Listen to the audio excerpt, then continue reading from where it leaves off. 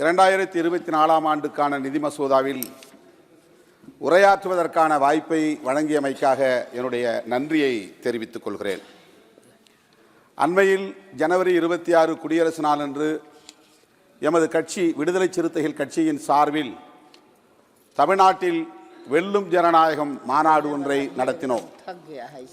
10 லட்சத்திற்கு மேலானவர்கள் பங்கேற்ற அந்த மாபெரும் மாநாட்டில் எமது தமிழ்நாடு முதல்வர் உள்ளிட்ட இந்தியா கூட்டணி தலைவர்கள் எல்லோரும் பங்கேற்று சிறப்புரையாற்றினார்கள். அதில் 33 தீர்மானங்களை நாங்கள் நிறைவேற்றினோம். அவற்றில் ஓரிரு தீர்மானங்களை நான் இந்த நேரத்தில் சுட்டிக்காட்ட விரும்புகிறேன். ஜிஎஸ்டி வரி விதிப்பை முழுமையாக திரும்ப பெற வேண்டும் என்பது ஒரு தீர்மானம். நிதி பகிர்வில் நீதியை நிலைநாட்ட வேண்டும் என்பது இன்னொரு தீர்மானம். இந்த 2 தீர்மானங்களும் மிக முக்கியமானவையாக நான் கருதுகிறேன். ஜிஎஸ்டி சரக்கு மற்றும் சேவை வரி விதிப்பின் மூலம் பல்வேறு வகையில் மக்கள் பாதிக்கப்பட்டிருக்கின்றனர். மாநில அரசுகள் இதனால் பாதிக்கப்படும் நிலை ஏற்பட்டிருக்கிறது. ஜிஎஸ்டி வரி இழப்பால் மாநில அரசுகளுக்கு ஏற்பட்ட வரி இழப்பை ஈடு செய்வதற்கு இழப்பீடு தருவதாக சொல்லி அது 2020ஆம் ஆண்டோடு நிறுத்தப்பட்டு விட்டது. இதனால் மாநில அரசுகள் பாதிப்புக்குள்ளாகி இருக்கின்றன. மேலும் கூடுதல் வரியை செஸ் மற்றும் சர்சார்ஜ் போன்ற வரி விதிப்பை விதித்து அதன் மூலம் மாநில அரசுகளுக்கு பாதிப்பை ஏற்படுத்தி இருக்கிறது.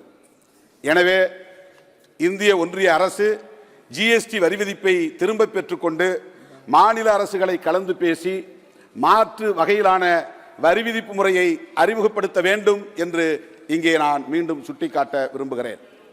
நிதி பகிர்வு குறித்து நிதிக்குழு பரிந்துரை செய்து வருகிறது. 14வது நிதிக்குழு மாநில அரசுகளுக்கு 42% நிதியை பகிர்ந்தளிக்க வேண்டும் என்று கூறியது. 15வது நிதிக்குழு மாநில அரசுகளுக்கு 41% மொத்த வரி வருவாயில் நிதியை பகிர்ந்தளிக்க வேண்டும் என்று பரிந்துரைத்திருக்கிறது. ஆனால் மொத்த வரி வருவாயில் இன்டிவிசிபிள் டாக்ஸஸ் என்கிற அந்த வரியை இந்திய ஒன்றிய அரசு முழுமையாக எடுத்துக்கொண்டு எஞ்சிய வரி வருவாயில் 35% 14வது நிதிக்குழு, 30% 15வது நிதிக்குழு என்கிற அடிப்படையில் மாநிலங்களுக்கு நிதியை பகிர்ந்தளித்திருப்பது மிகப்பெரிய மோசடியாகும், ஓரவஞ்சனையாகும். எனவே இந்த 16வது நிதிக்குழுவில் நீதியை நிலைநாட்டக்கூடிய வகையில் மாநில அரசுகளுக்கு நேர்மையான முறையில் நிதியை பகிர்ந்தளிக்க வேண்டும். குறிப்பாக மாநில அரசுகள் தங்களுடைய தற்சார்பை இழந்திருக்கிற நிலையில் 75 விழுக்காடு அந்த வரி வருவாயில் அவர்களுக்கு நிதியை பகிர்ந்தளிப்பதற்கு ஏற்ற வகையில் அரசமைப்பு சட்டத்தை திருத்தம் செய்ய வேண்டும் என்ற தீர்மானங்களை நாங்கள் நிறைவேற்றியிருக்கிறோம். அதை மீண்டும் இங்கே பதிவு செய்ய நான் கடமைப்பட்டிருக்கிறேன். அடுத்து வாக்குப்பதிவு எந்திரங்களில் ஒப்புகை சீட்டு 100 விழுக்காடு இணைக்கப்பட வேண்டும். அதனை எண்ணி பிடித்து தேர்தல் முடிவுகள் அறிவிக்கப்பட வேண்டும் என்கிற தீர்மானம் மிக முக்கியமானதாகும்.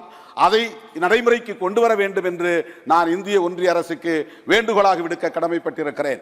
ஒரே நாடு, ஒரே கலாச்சாரம், ஒரே மொழி, ஒரே மதம் என்கிற கொள்கைகளை முழங்கி இந்த நாட்டை பிளவுபடுத்துவதற்கான அனைத்து வேலைகளையும் இன்றைய ஆட்சியாளர்கள் செய்து வருகிறார்கள் என்பது வேதனை அளிக்கிறது.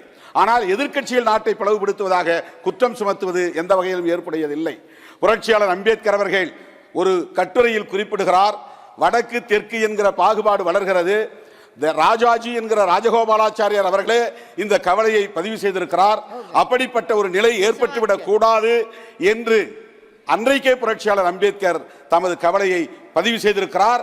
அந்த நிலையை உருவாக்கக்கூடிய வகையில் இன்றைக்கு செயல்பட்டு வருவது இந்திய ஒன்றிய அரசுதான் என்று நான் குற்றம் சாட்ட விரும்புகிறேன். கடைசியாக ஒரே ஒரு வேண்டுகோள், கர்பூர் தாக்கூர் அவர்களுக்கு பாரத ரத்னா விருது வழங்கியதை நான் வரவேற்கிறேன், பாராட்டுகிறேன்.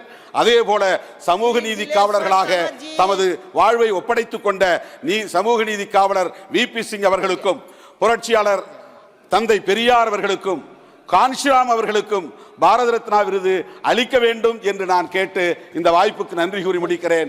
நன்றி, வணக்கம்.